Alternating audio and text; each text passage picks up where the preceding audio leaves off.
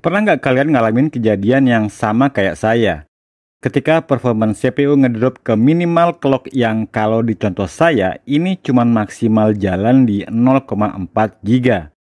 Dan statis. Jadi ketika butuh nge-rendering atau saat padat-padatnya multitasking, komputer kita berasa make Pentium 4 yang super lemot. Padahal untuk BIOS dan kontrol panel udah diotak-atik buat nyari best performance. Dan yang nanti kita bahas ini adalah salah satu solusinya. Jadi sebelum lanjut, selamat datang kembali di playlist khusus komputer masih di channel yang sama. Dan silakan tonton vlog ke 380 ini sampai habis. Juga sekalian dukung channel ini dengan cara subscribe buat kalian yang belum, supaya kalian bisa dapat update untuk video-video berikutnya. Oke, sekarang kita telusur problem ini yang sebenarnya banyak root cause-nya. Case di saya tadi kejadian di Windows 11 dengan prosesor Core i7 series 1195G7. Artinya i7 yang udah generasi ke-11 dengan 8 logical CPU, dan rasa-rasanya nggak mungkin selemot itu buat clock di 2,9 GB. Bisa jadi tersangka pertamanya BIOS. Tapi karena udah disetting dari awal dan nggak pernah diubah-ubah, termasuk setting, boost performance, dan segala macamnya, jadi tersangka keduanya adalah driver Windows, yang sayangnya sampai sekarang nggak ada update lagi. Jadi tersangka ketiga ini mestinya ada di power yang masuk. Karena untuk alasan kepraktisan, saya nggak pakai kabel bawaan yang masuk ke power source. Yes, ini salah saya. Jadi pakainya kabel USB Type-C. Nah, karena itu sekarang saya nyobain kabel data fast charging 100 watt C2C dengan digital display dari USA MS. Harganya 80.000 kurang 100. Nemu di official seller di Topet. Nah, speknya kayak gini ya. Yang menarik di sini ada real time display power dalam bentuk LCD displaynya. Jadi cukup beli kabel aja kayak gini.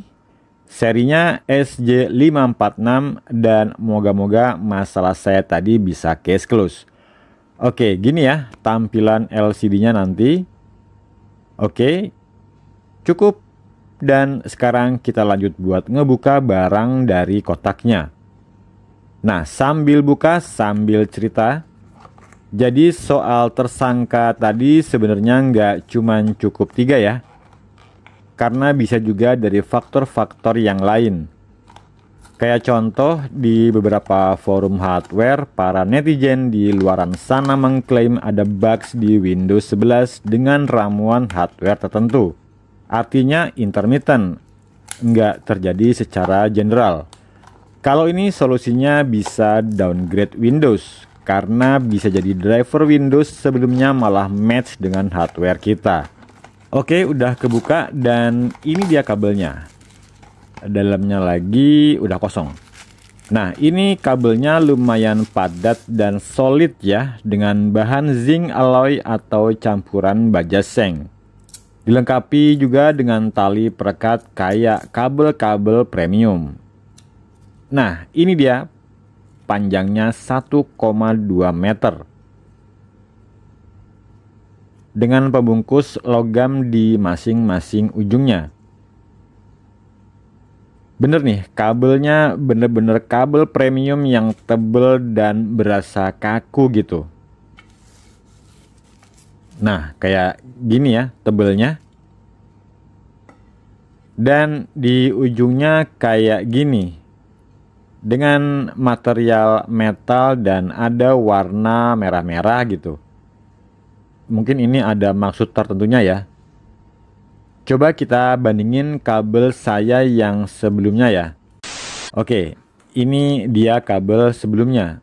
Sama-sama spek fast charging C2C dengan digital display 100 watt juga. Tapi kebetulan udah pingsan nggak nyampe 1 tahun. Dan mereknya ini Hippo. Nah, ini kalau kita bandingin. Lihat nih, kelihatan mana yang lebih tebal. Dan kokohnya itu kelihatan juga di merek USA MS ini. Sekalian juga saya liatin kepala charger yang saya pakai selama ini. Ini mereknya Ugreen. Umurnya sama dengan kabel Hypo tadi. Karena waktu belinya sama ya. Tapi masih berfungsi dengan baik. Jadi charger dan kabelnya ini pernah juga saya ulas sebelumnya dari video yang linknya bisa kalian lihat di atas ini. Oke, sekarang kita lanjut lagi buat ngetes kabel barunya. Saya coba colokin dulu ke charger Ugreen tadi sembari sekalian saya ambil laptop dengan performance CPU yang ngedrop tadi. Nah, ini dia laptop merek Dell Inspiron 5410 2-in-1 yang juga udah pernah saya review sebelumnya dengan video yang linknya bisa kalian lihat di bagian atas ini. Oke, setelah colok, ini digital displaynya udah muncul tegangan yang masuk ke laptop. Kenapa kecil? Karena laptop dalam posisi mati dan kemungkinan besar udah full baterai. Jadi kabel USB-MS ini udah smart dan udah punya power protector supaya device nggak rusak karena overcharge. Oke, lanjut lagi ya. Ini kita boot laptopnya dulu. Nah, udah loading Windows dan sekarang kita cek berapa tegangan yang masuk dari digital display di sini ya. Sekitaran di angka 30-an watt. Oke, coba kita login dan langsung buka Task Manager. Dan kalau kita lihat di grafik dari Task Manager ini, performance speed clock-nya udah balik normal lagi ya. Oke, jadi sementara ini case close untuk masalah yang saya hadapi.